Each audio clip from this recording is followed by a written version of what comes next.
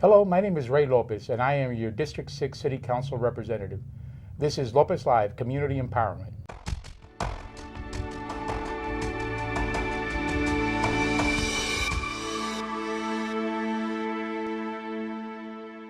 I'm very excited to discuss a topic that's very important to me, education. That's why I've asked Kathy Bruck, CEO of the Pre-K for SA program, and Brian Wood, the superintendent for Northside, to join me. Now I'd like to welcome to the show Kathy. Listen, I know that a lot of folks have been looking at the pre-K program for perhaps as many as 2 or 3 even years, trying to figure out exactly how we go about doing what we've got to get done, how we go about funding it, and indeed what will be the outcomes of that program, because that's really what it's all about. Absolutely. What are the outcomes at the end, and what can we expect? And of course, now we've gotten 2 centers open. You've been open now for about 6 months. Tell me a little bit about what's going on. How are things going out there? Are we on track? How are we doing? We are on track. We have 670 children and their families enrolled in our program, approximately 160 staff, teachers, assistants, bus drivers, cafeteria staff, nurses, social workers. Our children are parents are telling us they're very pleased with the program. Children are making a lot of progress, and we're on track to have them ready for kindergarten for the fall. Well, I think we're all excited about that. And I remember, I guess it was maybe a couple of years ago when the mayor kicked off his SA 2020 initiatives. There were 2 primary initiatives that, there were a lot of very important ones, but the 2 primary ones were transportation and education. Basically, that's what the community said was very important. He decided to tackle education, and of course, there was some controversy with it. I think anytime a community decides to spend money, or sales tax in this case, on any project, it becomes a little controversial. But education clearly was something that that the community said they needed to have happen. We also talked about during that process that there were really 3 legs to that stool. One was to identify which kids we needed to bring in. We've done a good job of doing that. The second piece of it really was to make sure that we had excellent teachers, master teachers, teachers that knew what they were doing. Right. And then the third piece of it, and I think we all agree is the most critical, most vital component, and that's making sure that we engage the parents. How is that coming along? Because I think that's always the Achilles heel to all programs, is to make sure we have good parental involvement. Talk to us a little bit about what you're doing to get them involved and how it's coming along. Okay. We consider it probably our most important, other than educating the children themselves, because we only have 1 year to make the difference for our children. And we know that if we're gonna be measured by how they do at 3rd grade, we really need to do something with our parents. That starts from the minute they walk in the door. Every morning they bring their children to school, and they're greeted by everybody on a first-name basis, asking how they're doing, how things are going. We have coffee if they want coffee. We have a parent cafe that they can sit and chat for a few minutes if they have time, if they're not rushing out to work. We have a calendar posted right inside the door with all the activities for parents that week. Every week we hold anywhere from 3 to 5 workshops for dads, for moms, for families together. We do outings with parents, with the whole family, at least once a month out in the community. We welcome parents to volunteer with us. We have over probably about 50% of our parents actively involved in some type of volunteer work. The workshops are based on parent interest. So they can be anything from help with their income tax to bedtime routines to how to read to their children. Whatever is an interest for our parents. We believe that they're very important, and they're the first teachers of their children. Well, Kathy, I couldn't agree with you more. I think collectively the community felt that that was a very important component, and that was the parental involvement. So what happens actually? I know that you can sign contracts with parents that they'll do certain things. What happens with the parents that perhaps are not, I guess, meeting the expectation of their engagement? I know one of the things we talked about, what we didn't want to do is say, well, if you don't meet your contract, you're out of here. Right. No, we don't. Indeed, that's not the case. No. What do we do whenever there are some struggles for a parent to maybe meet that contract and get the engagement that we want? It's all done personally. It's positive. We use positive, explaining to the parent why their role is important. We will use some incentives, some of our programs, if they go through and are present for all the sessions of like a parenting class, an 8-session parenting class. They get a pass to the zoo for a family of 4. And there are lots of incentives like that, but all involving generally the parents and promoting that family involvement. We usually try to build a very personal relationship between the teachers in the classroom and the parent, and they see each other on a daily basis, twice a day, so that teacher has a lot of influence on how the parent feels about coming to school, and we try to find a way for them to be involved. If they're working, many of them drop their children off at 7:15 in the morning and aren't back at school till 6 o'clock at night. So we try to find some way that they can be involved, whether it's a nighttime community event that we're doing together with the whole family. We find something that there's not an excuse to not be involved in some way. Well, that's good. And I think you said something earlier that we only have them for a year. Mm-hmm. So what are some of the things that we're doing to make sure that the good that we're doing in that 1 year that we have them, it continues on as they get into kinder and first and second and third? Because the reality of this program, as I understand it, is that we want to have a measurement in the 3rd grade Exactly. relative to reading or and math, and making sure that those performances are increased. And of course, that's Right. on the public school system or the system, whatever school system they go to after Right. us. Right. So how are we doing the transition of the good lessons learned here then to make sure that they continue them through their next 4 years at least? Well, we just discussed one, and that's having the parents be active advocates for their child's education. The second one is we have 14 coaches, academic coaches, master teachers whose job is to coach and support teachers in the public school and in our local child care centers. And so they provide workshops on Saturdays. They're going to be doing institutes all summer long. We're supporting teachers from grades pre-K through grade 3. We are able to go to classrooms if teachers need support or would like someone to co-teach with them. If we have principals who are interested in having additional support for teachers, new teachers in particular may need some support, and we're able to go into the classroom and co-teach with them or provide training on a particular strategy maybe that they need some help with, maybe behavior management, classroom management, those kinds of things. Good. We know that that's going to be really, really important. Now, today we have 2 locations. Yes. Where are they?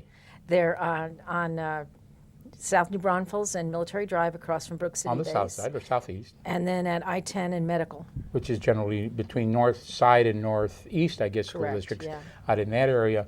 And then, of course, most of the folks in my community are clamoring for us to get the next one open.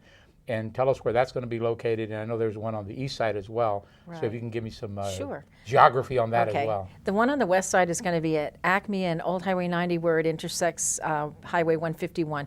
Pretty much if you know where the Animal Care Center or the food bank is, kind of right in between those Yep. on the other side of the highway. Yep. As a matter of fact, that's what I always tell you. You know where the food bank is? Yes. You know where the animal care? Well, we're right across the street. That's exactly right. And then some people will say, well, yeah, I mean by the baseball fields? Yeah, by the baseball fields. All of that. And I think it's really important for people to understand there are a lot of reasons that a center needs to go where it goes, specifically because of those transportation needs. Right. The access to the public transportation, as well as being able to get there, On your way to work. On your way to work, yeah. And the one on the east side, tell The us one on the where- east side is on Eisenhower and Mid-Crown, sort of right between Judson and Northeast ISD. Okay, and so the anticipated opening on those 2? Those 2 will open on August 1. We'll be ready. Are you sure? I know you are. Last year we did it. I know We you didn't have the election till November, and we had both centers up and running on August 1. Well, I can tell you that was not an easy task. It was on a very short timeline. Yes. I happened to serve on the school district at Northside for many years. And of course, the construction is always a concern, making sure that we open on time. And it's really disastrous if a school doesn't open on time, Right. because those kids have to have that place to go. They have to have that continuity. So the fact that you were able to open up on time for those 2 facilities, which is such a short time frame, really says a lot for you and your program. And thank you for your leadership there. Sure, Now, are you making the same commitment for these next 2 Absolutely, schools? absolutely. I knew Saturdays, you would. Sundays, we'll be there. I know I've been driving by there and seeing the construction go, and the community is very, very anxious to have those 2 centers open. Talk to me about the size of the schools and how many kids. Sure. We will start the same as we started with North and South, with about 350 children at the East and West.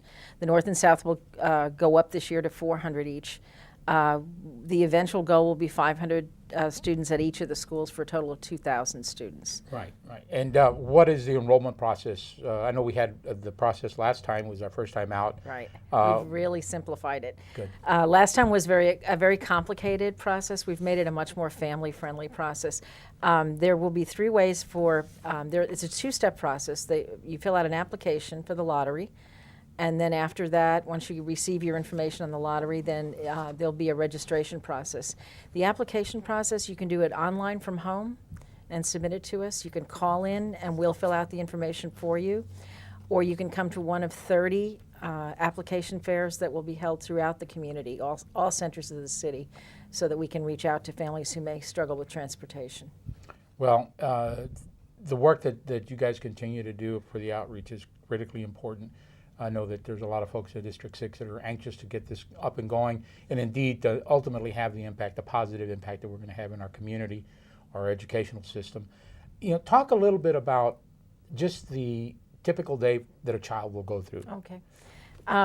If their parents are dropping them off, they can drop them off anytime between 7:15 and 8 o'clock. Our children that come by bus, because we do offer transportation Right. for families that want that, and the transportation has integrated car seats on it with cameras. One of our assistants rides the bus with the children, so they're very, very safe. They arrive usually between 7:30 and 7:45. Now, are you finding that, is it half and half that are on their own versus we It provide, or was how's that work? only about 10% when we first started, and once parents saw how safe it was and Yes. how well the kids did, then they started trusting us and putting them on the bus. So we're about 1/3 of the kids riding the bus now. That was a lot of the questions that I have. I don't know if I want to put my baby Exactly. on. Are you sure you guys know what you're doing? And the answer is, of course, and they are going to Absolutely. be in great hands. And it's good to know that their confidence continues to go up. Yes. And I suspect that year 2 and year 3 and beyond, the confidence is going to be there.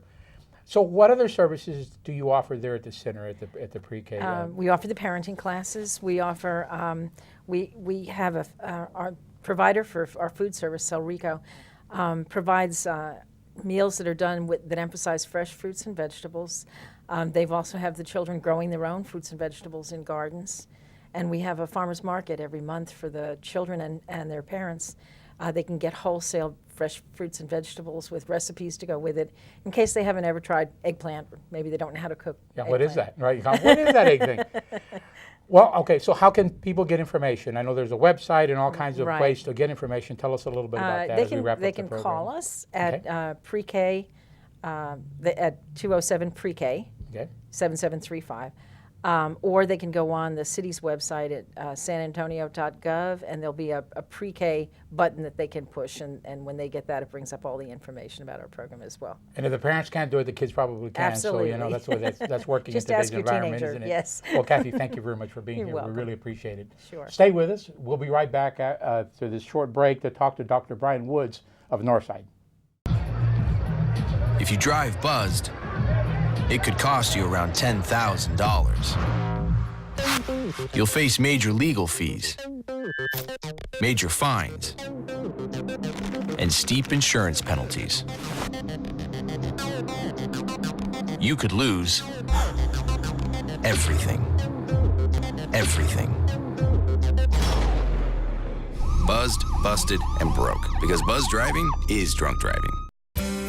Bandit signs are defined as any sign found posted on a utility pole, street sign, or other street fixture, or one posted in the public right-of-way having 6 square feet or less of advertising space without a permit, including signs advertising garage sales. Temporary weekend signs are permitted to be placed on the right-of-way of a road or highway maintained by the city, provided that the following regulation of time, place, and manner are observed and appropriate fees have been paid. Temporary weekend signs are permitted from Friday until no later than 9 p.m. the following Monday. Signs may not be placed or picked up between the hours of 6 a.m. to 9 a.m. or 4 p.m. to 7 p.m. An annual permit fee of $50 must be paid by each advertiser per business location. In addition, a $1 sign decal must be purchased for each temporary weekend sign. Avoid a citation from the city and help keep bandit signage from becoming an eyesore, partnering with our community to build and maintain a safer San Antonio.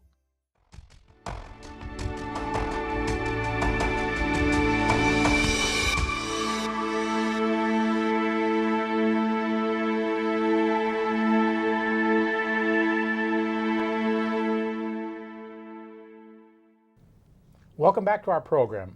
I'm your host, District 6 Councilman Ray Lopez, and this is Lopez Live, Community Empowerment. We're going to be talking to Dr. Brian Woods, Northside ISD Superintendent. Dr. Woods, welcome to the program. Thank you very much. Thank Well, you for first of having all, me. thanks a lot for taking time out of your very, very busy schedule. I know firsthand how hard you guys work every single day.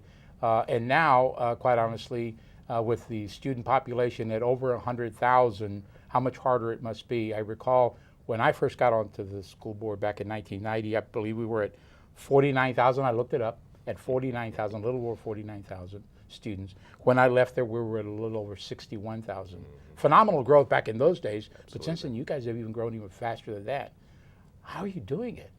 It really is, it's an interesting challenge all the time. You know, as you well know, we've added anywhere between 2,000 and 4,000 students a year, every year in that time period that you mentioned. And really our projections are that that'll continue for the next 20 or even 25 years as Northside slowly builds out. But as you know, that's quite a ways away. It really is, and you might want to talk, if you don't mind, a little bit about the accuracy, and I know that oftentimes you guys don't want to pat yourselves on the back. I want to pat you on the back for the level of accuracy that you have been able to, I guess, master really from the forecasting perspective, and how important that is, because that's how you wind up setting up expenditures, classroom seats, teachers, and all that other stuff. Absolutely, absolutely. Talk a little bit about that. You know, I appreciate you asking about that. We've got we're so fortunate we attract great people in all areas, but certainly in our resource planning area, which is the department that's responsible for the projections that you mentioned. We've got folks who project literally within 0.5% each year what our growth will look like, and then those numbers are used to project where new schools and additional classrooms may need to be built in future years, and we do all kinds of things with those numbers, as you mentioned, staffing and projecting expenditures both in the short term and in the intermediate term, and we're proud of that. We really are. We feel like our projections are as accurate as any we could get, and it really helps us manage our budgets well, and it helps us project out into the future so that we know long ahead of time when and where we may need a school. Yeah, and projection is incredibly important. And I've got to tell you that I want to thank you on behalf of several organizations that I now am engaged in. One is the Metropolitan Planning Organization, the MPO, as well as ACOG, the Alamo Area Council of Governments. We look to the school districts, and in particular Northside, to find out where your projections are, because you guys have been hitting it pretty darn right smack dab on the head of the nail. And we use those projections to figure out where the growth is going to go, how many cars are going to be on our streets, how many roads we have to build. So it really is a continuum of measuring our growth. And you guys have done a fantastic job, and thank you very much for that. A lot of people look for your leadership in that. Appreciate So that. now that we know that you got a pretty good handle on the growth and the things that are coming your way, tell me about some of the good things that are happening at Northside. Well, I think there's a lot of great things that are happening. I think that really, in spite of the fact that, as you mentioned, we have over 100,000 students in the school district, we try to treat every child and every family as individually as we can.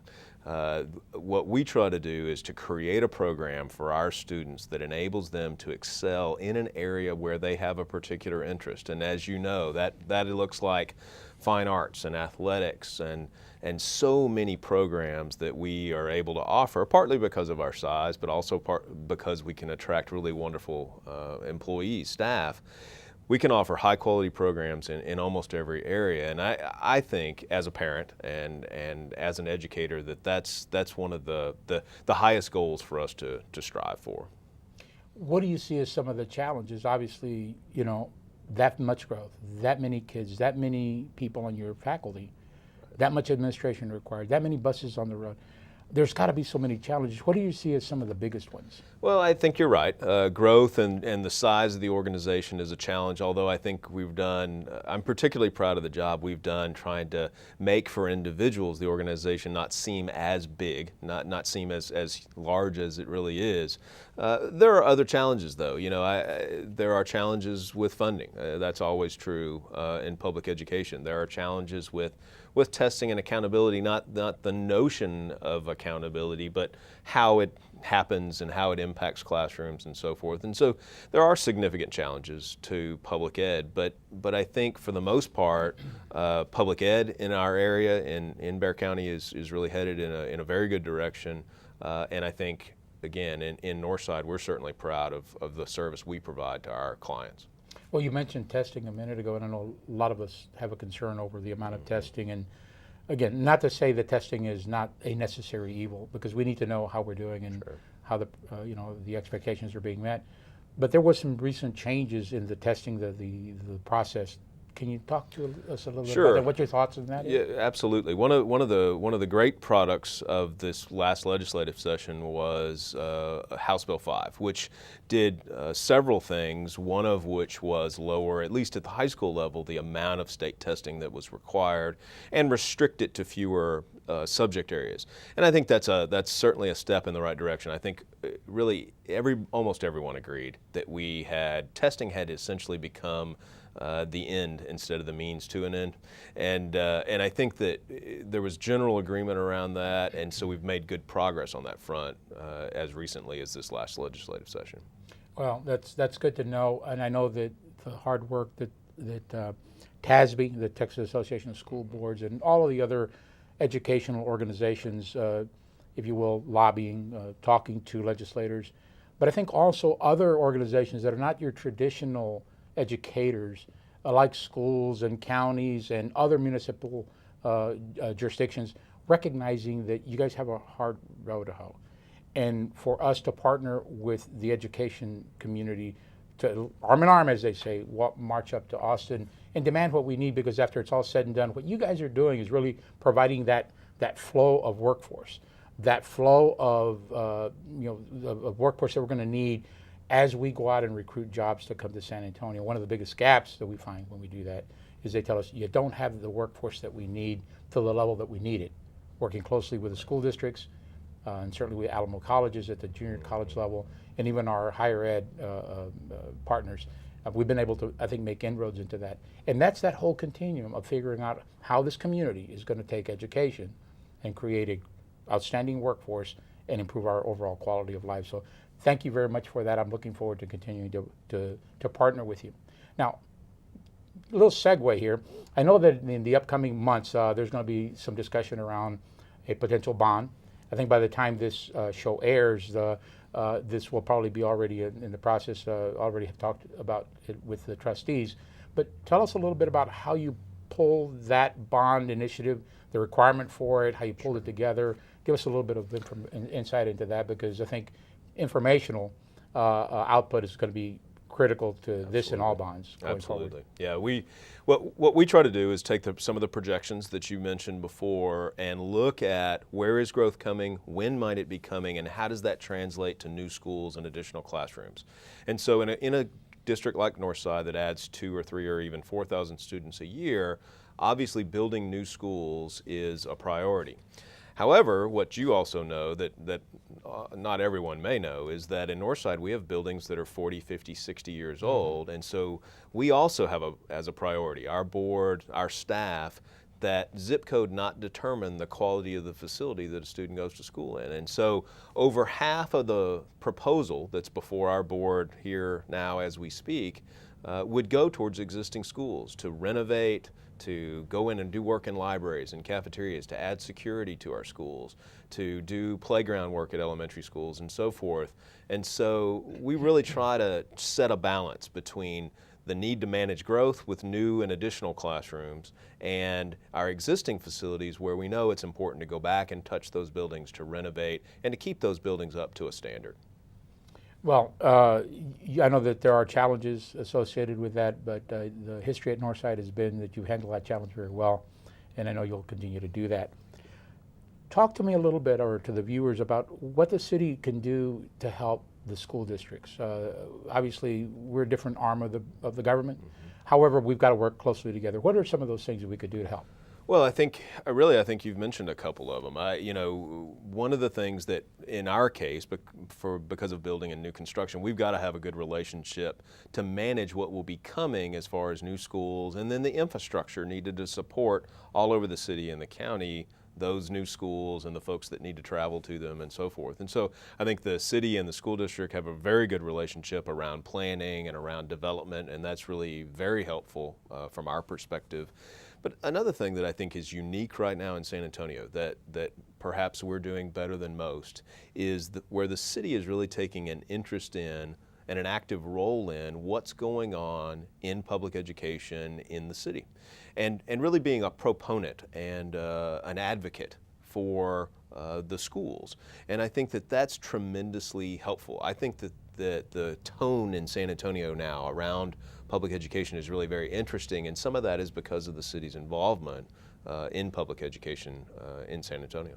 Good. Well, thank you for those comments. You talk about the involvement of the city, and of course, the one that comes to mind for everyone's thought process. As a matter of fact, I just had Kathy Bruck on the show right before this segment, talking about pre-K and the upcoming campuses that will be opening up. Talk to me a little bit about pre-K, what it's meant to Northside, maybe how you viewed it originally, and where you are now with an assessment of.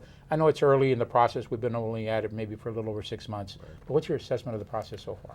Well, really, considering the size of the venture and considering the speed with which it was organized and put together, I really think that Kathy and her staff have done really a fantastic job. And I know that they had lots of support from council and from the city manager's office, but really, best I can tell, Kathy Bruck and her folks have really done a very good job.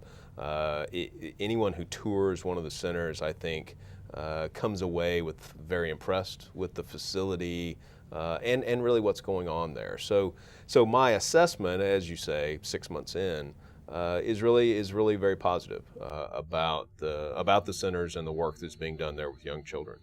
Well, I spoke with Kathy earlier, as I said in the previous segment, and unfortunately, we really won't know the success. We'll feel good about what we're doing, no doubt, until really these kids that are in the pre-K environment now reach about the 3rd grade level, and we start doing that assessment, that training, that testing, and try to find out if we're hitting the marks that we are. And at that point, I guess we make the adjustments. But it clearly has to be a handoff from the pre-K for SA program onto the public school system. That partnership is critically important. I want to thank you for the leadership that you showed in joining the city in that endeavor. After it's all said and done, all of those kids belong to all of us, and we've got to figure out a way to make sure that they've got a good opportunity moving forward. So I want to thank you for being here and sharing your thoughts with the community. Absolutely. Thanks, Brian. My pleasure. And thank you for tuning in. I'd like to once again thank my guests for taking the time to provide us with such helpful information about the topic of education in our city and how our Pre-K for SA program is working with the area districts to further strengthen our local education system. Please join us again for Lopez Live Community Empowerment. Until next time, I'm your District 6 City Councilman Ray Lopez, and thank you again, San Antonio.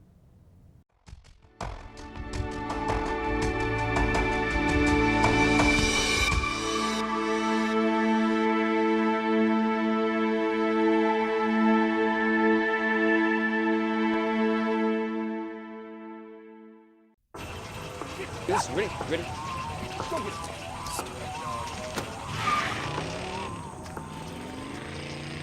Oh, come on, Randy. Animal shelter, here I come. And no, I'm not crazy or emotionally damaged. That's a stereotype. I just belong to a total loser. I'm a good dog. So if you want a pet, adopt. And if you see Randy, tell him he dropped his wallet.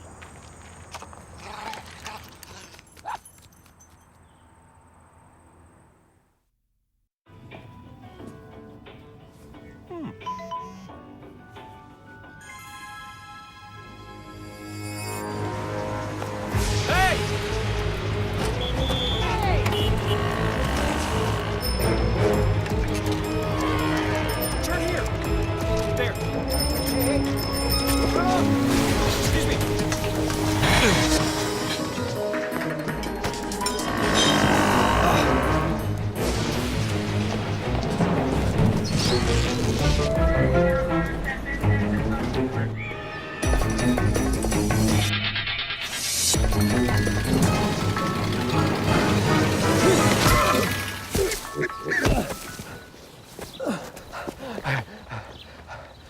So, same time next week? Well, of course. Put away a few bucks, feel like $1,000,000. For free tips to help you save, go to feedthepig.